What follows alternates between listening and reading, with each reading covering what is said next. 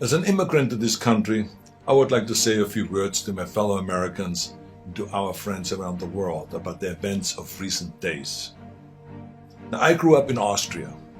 I'm very aware of Kristallnacht, or the Night of Broken Glass. It was a night of rampage against the Jews carried out in 1938 by the Nazi equivalent of the Proud Boys. Wednesday was the day of broken glass right here in the United States. The broken glass was in the windows of the United States Capitol. But the mob did not just shatter the windows of the Capitol, they shattered the ideals we took for granted. They did not just break down the doors of the building that housed the American democracy, they trampled the very principles on which our country was founded. Now, I grew up in the ruins of a country that suffered the loss of its democracy. I was born in 1947, 2 years after the Second World War. Growing up, I was surrounded by broken men drinking away their guilt over their participation in the most evil regime in history. Not all of them were rabid anti-Semites or Nazis. Many just went along, step by step, down the road. They were the people next door. Now, I've never shared this so publicly because it is a painful memory. But my father would come home drunk once or twice a week, and he would scream and hit us and scare my mother. I did not hold him totally responsible because our neighbor was doing the same thing to his family, and so was the next neighbor over. I heard it with my own ears and saw it with my own eyes. They were in physical pain from the shrapnel in their bodies and in emotional pain from what they saw or did. It all started with lies and lies and lies and intolerance. So being from Europe, I have seen firsthand how things can spin out of control. I know there is a fear in this country and all over the world that something like this could happen right here.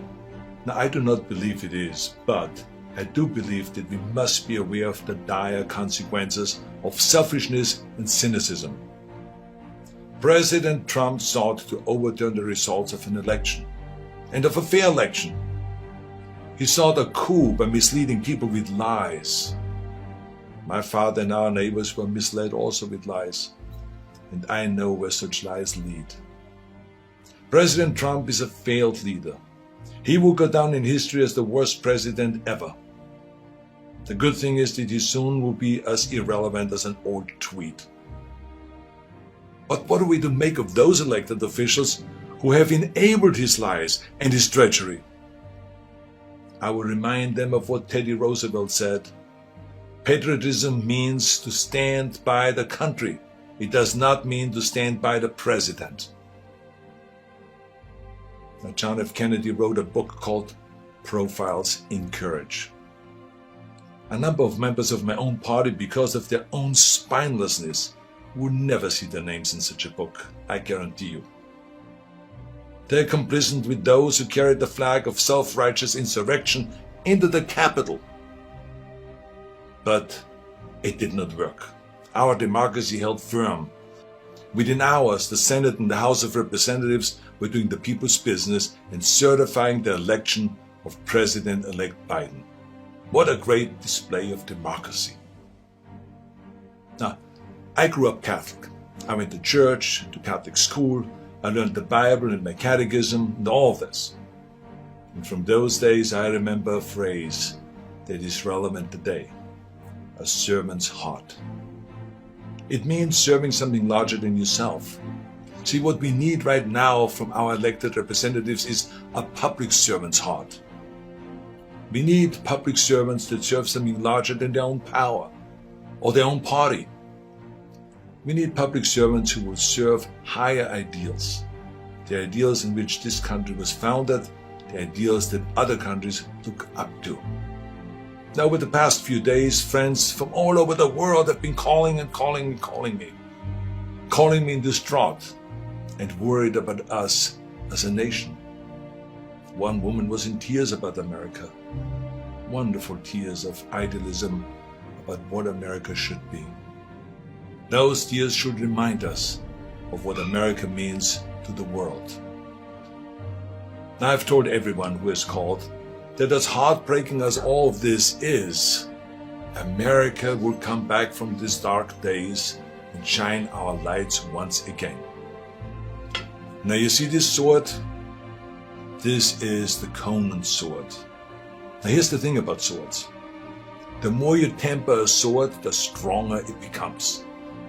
The more you pound it with a hammer and then heat it in the fire and then thrust it into the cold water and then pound it again and plunge it into the fire and into the water, the more often you do that, the stronger it becomes.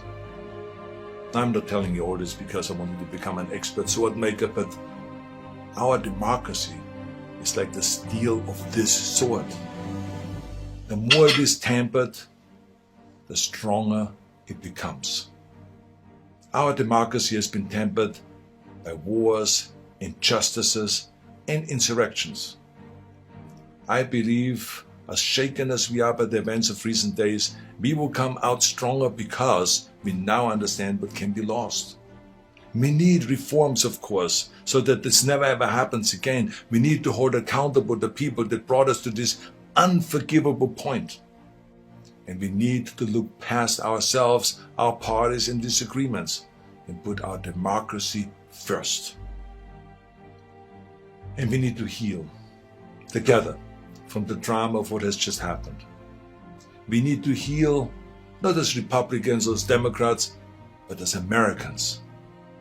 Now, to begin this process, no matter what your political affiliation is, I ask you to join me in saying to President-elect Biden, President-elect Biden, we wish you great success as our president.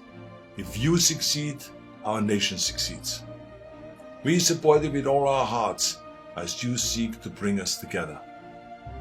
And to those who think they can overturn the United States Constitution, know this: you will never win.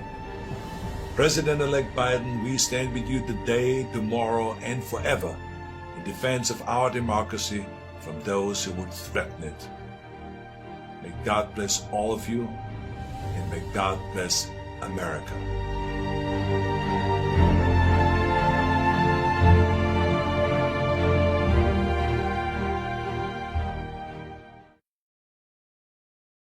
Pais, seu app de vídeos curtos.